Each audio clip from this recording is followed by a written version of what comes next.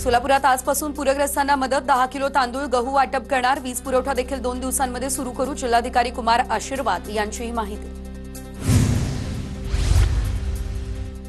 सोलापूर धाराशिवमधील पशुधन वाचवण्यासाठी चारा कडब्याचा ट्रक रवाना तर सांगली भाजप किसान मोर्चाकडून पूरग्रस्तांना मदतीचा हात। पशुधन वाचवण्याच्या उद्देशाने 100 टन चारा कडबा कुट्टी उपलब्ध करून देण्याचा निर्धार।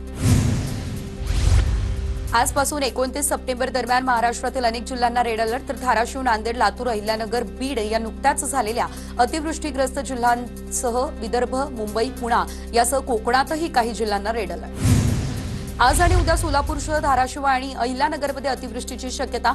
माढा, मोहोळ, करमाळा तालुक्यात पूरस्थितीची शक्यता तर नांदेडमध्ये आज पावसाचा ऑरेंज अलर्ट। नांदेड जिल्ह्यातील सर्व शाळा आणि महाविद्यालयांना आज सुट्टी जाहीर।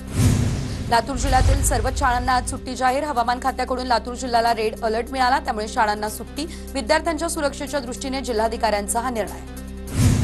महाराष्ट्रातल्या अतिवृष्टीच्या नुकसानीवरती दिल्लीमध्ये मुख्यमंत्री फडणवीस यांची पंतप्रधान मोदींसोबत तासभर चर्चा। मोदींकडून मदतीचं आश्वासन, मुख्यमंत्र्यांची माहिती।